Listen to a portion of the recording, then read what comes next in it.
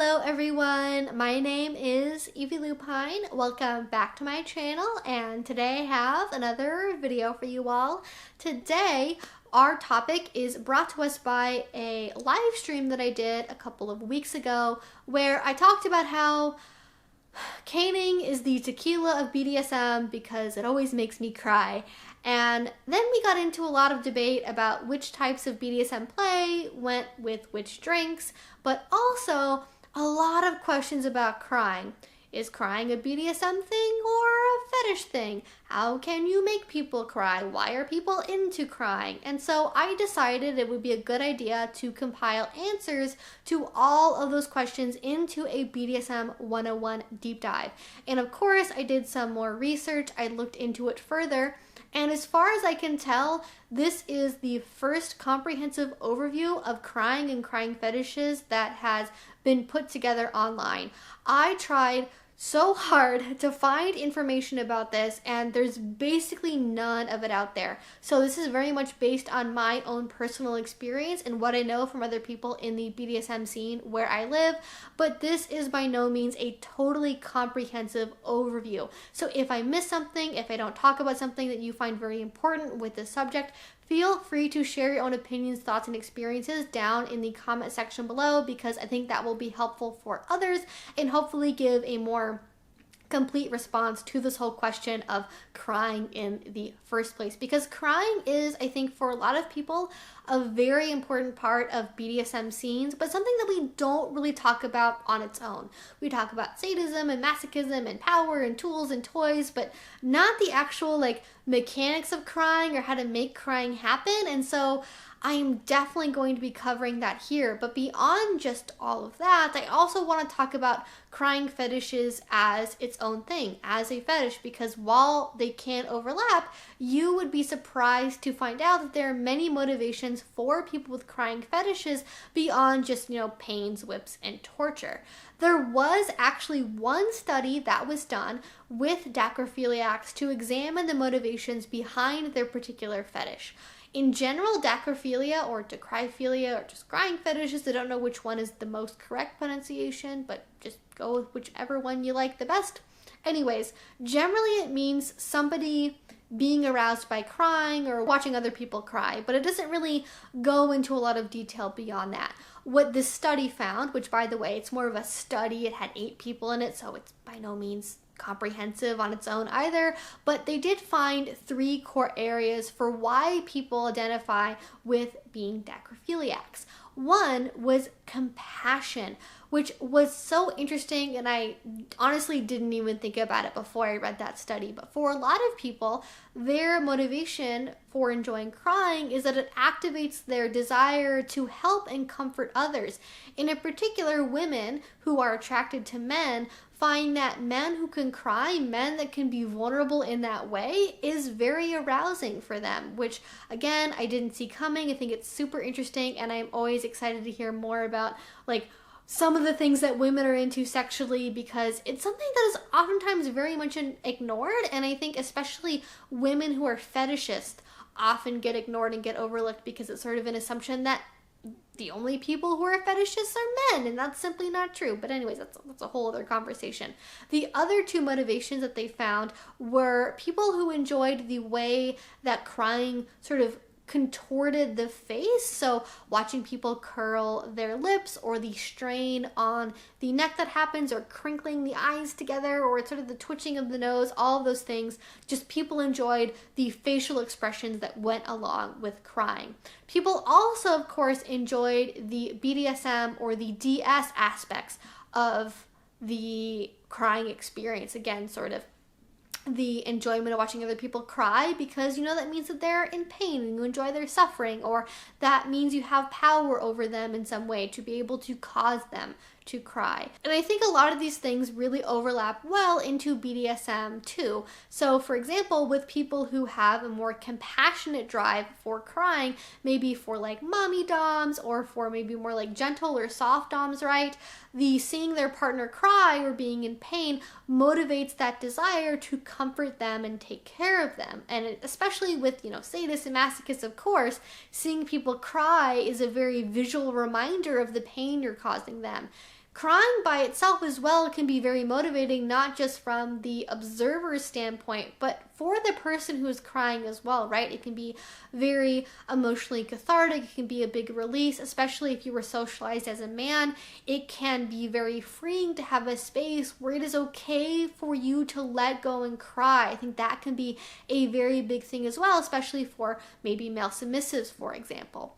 I think it can also be, again, a reminder of your position in the relationship, a good sort of not only physical thing as a masochist, but a very mental and emotional thing as well, to be able to let go into that crying, and can be a very complex and nuanced experience. Now, one really important note here I want to make sure to point out is that while I am talking about the physical act of crying here, and that crying can be cathartic, I am not necessarily referring to catharsis play in BDSM.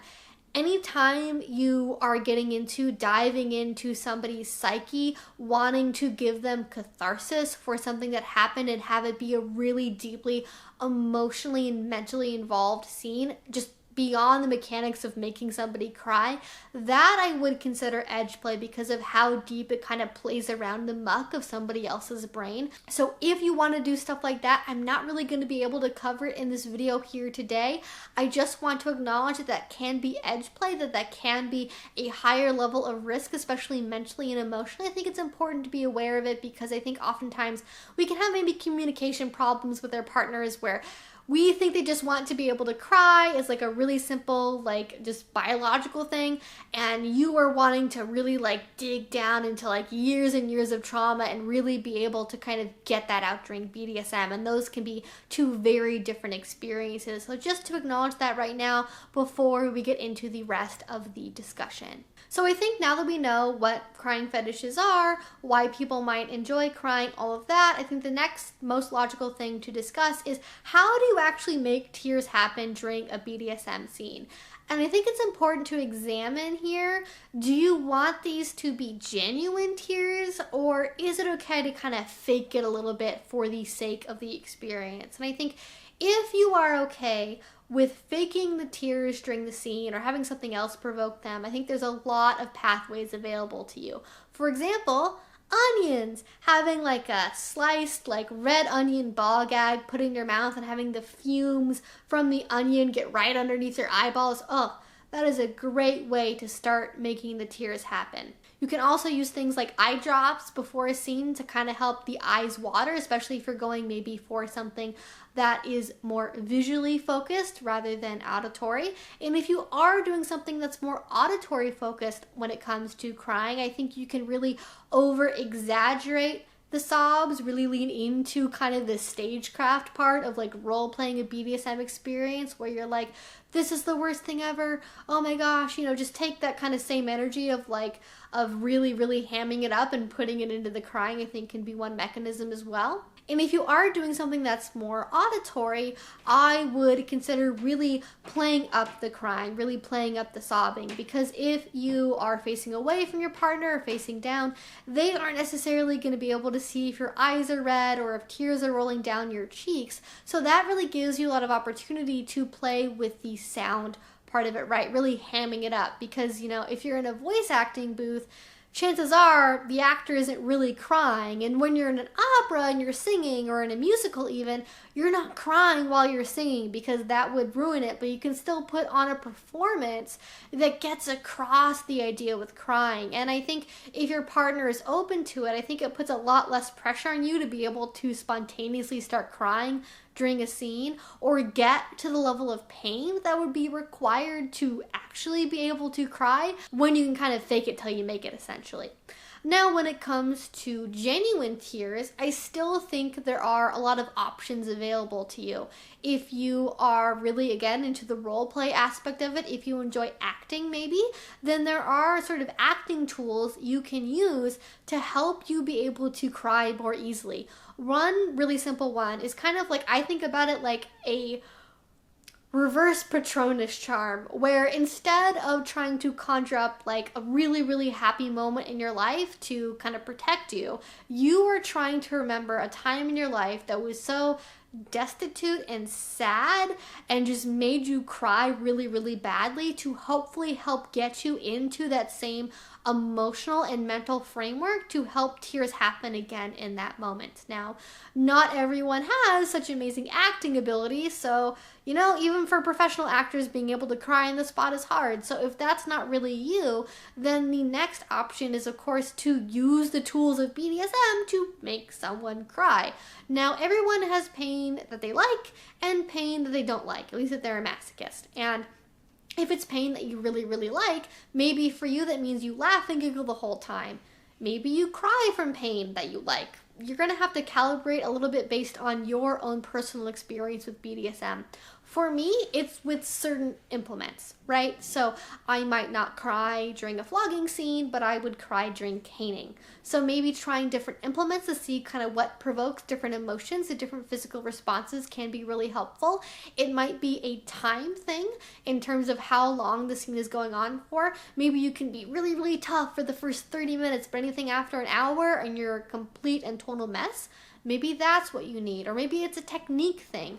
I've talked a lot on this channel about cold caning techniques, which is where you go into a usually caning, but really any kind of implement-based scene without doing a warm-up beforehand, where instead of getting the body nice and warm and prepared for the sensation, you do hard strikes very quickly without a lot of preparation beforehand. And because of how intense that can be more likely to lead to tears. Now, definitely also consider the psychological and the environmental aspect of this as well. Do not ignore that, especially when it comes to crying and tears.